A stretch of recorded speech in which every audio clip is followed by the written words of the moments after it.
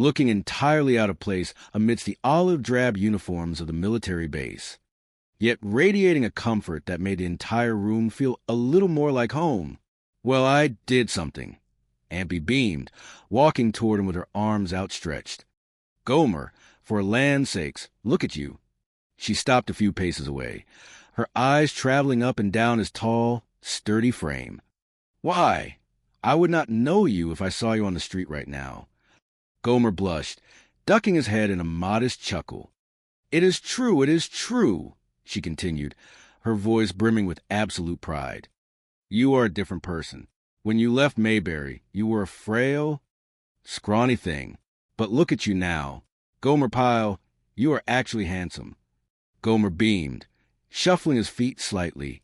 "I am Gomer, am I not?" The warm afternoon sun cast long, golden shadows across the impeccably swept grounds of Camp Henderson. It was a tranquil Sunday, a day usually reserved for rest, relaxation, and letters written to folks back home. Inside the base recreation room, the rhythmic clatter of ping-pong balls and the low hum of relaxed conversation provided a comforting background noise. Private First Class Gomer-Pyle sat at a small wooden table, carefully composing a letter.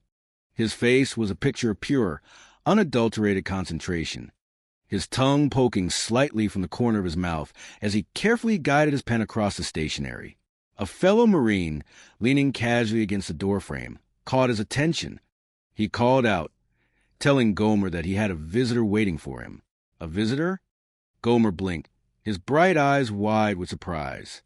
It was a rare thing for anyone to come all the way out to the base to see him. When the Marine added that the visitor was the motherly type, Gomer scratched the side of his head, his brow furrowing in deep bewilderment. He wondered aloud who in the world that could possibly be. He rose from his chair, smoothing down the crisp fabric of his uniform, and made his way toward the lounge area. As he rounded the corner, his eyes fell upon a familiar figure, a sight so wonderfully out of place among the sea of olive drab and khaki that his heart leapt with pure joy. Standing there, clutching a sensible handbag and beaming with an affection that could light up an entire town, was Aunt Bee. Gomer let out a joyful shout of her name, rushing forward to greet her. Aunt Bee threw her arms wide, her eyes sparkling with absolute delight. She took a step back, her hands coming up to frame her face as she looked him up and down. She declared, for land's sakes, that she simply could not believe her eyes. She insisted that if she had passed him on the street at that very moment, she would not have recognized him at all.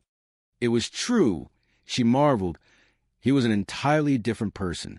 When he had left the quiet, familiar streets of Mayberry, she reminded him he had been a frail, scrawny thing.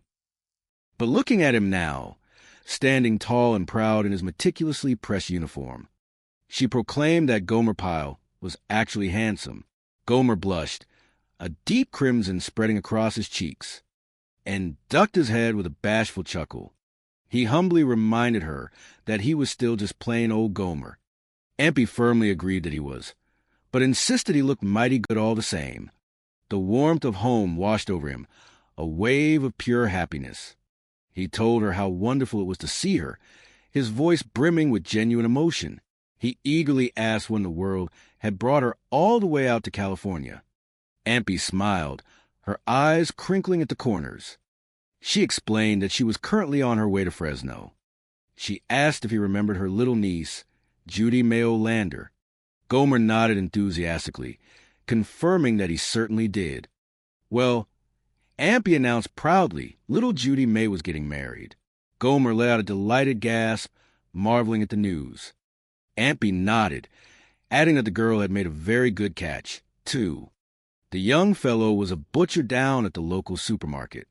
She leaned in slightly, lowering her voice as if sharing a wonderful secret, noting that everyone knew the kind of money a butcher could make. But more importantly, she added with a warm smile, he was supposed to be a truly lovely person. Gomer agreed that it sounded just as nice as could be. Ampy confessed that, at first, she had not planned on making the long journey to attend the wedding. However, Andy had insisted. He had told her that she desperately needed a vacation from her constant household chores, a chance to step away from the cooking and cleaning that occupied so much of her time in Mayberry. So she decided she would turn the trip into a proper vacation and make sure to stop by the base to see Gomer along the way. Gomer beamed, expressing his immense gratitude that she had made the effort. He told her again how wonderful it was, and then eagerly pressed her for news about everyone back home. He wanted to know how Andy, Opie, and the whole beloved gang in Mayberry were doing. Ampy assured him that everyone was just fine, and she patted her purse, happily noting that she had brought along a whole stack of photographs to show him. She looked around the bustling recreation room and gently asked Gomer if he might have a little free time. She thought perhaps they could travel into town, enjoy a lovely dinner together, and settle in for a nice, long talk to catch up properly. A shadow of regret passed over Gomer's cheerful face. He sincerely wished he could, he told her, but he was afraid it was entirely impossible. He explained that all the other fellows in his platoon had been given passes for the day, which left him alone with the responsibility of barracks duty. Aunt B, never one to be easily deterred, immediately offered a practical solution. She suggested that she could simply go with him. They could easily talk and catch up while he attended to his barracks duties. Gomer hesitated for a moment, turning the idea over in his mind. He supposed there would not be any real harm in it. After all, it was Sunday, the base was quiet, and there would not be anybody else in the barracks to be disturbed. He agreed, a smile returning to his face. Aunt B clapped her hands together in delight, complimenting him once more on how handsome he had become. The two of them walked side by side across the sprawling military compound. The afternoon air was warm and pleasant. When they finally reached Gomer's quarters, he pushed open a heavy wooden door and ushered her inside. The barracks was a long, cavernous room, lined on both sides with perfectly made bunks, each pulled tight enough to bounce a quarter, and identical metal footlockers resting at the foot of every bed. Abby stepped carefully inside, her eyes scanning the vast utilitarian space. She asked if this was truly where he lived. Gomer proudly confirmed that it was, gesturing to a specific bed. He pointed out his bunk right there, and right next to it, his locker. Ampy looked at the small, designated area, her motherly concern instantly flaring. She asked if that was absolutely all the space he was allowed to have. She confessed she had fully expected him to have a room of his own by this point in his military career. Gomer chuckled good-naturedly, politely informing her that a person had to be ranked a whole lot higher up than a private first class to earn a privilege like a private room. Ampy sighed, observing that there was certainly not very much privacy to be found in such a place. Gomer agreed, but happily noted that it was exceedingly friendly. He admitted that it had been quite difficult for him to get used to at first, sharing a bedroom with so many other young men. But now he had grown so accustomed to company that he did not think he could ever sleep comfortably in a room all by himself anymore.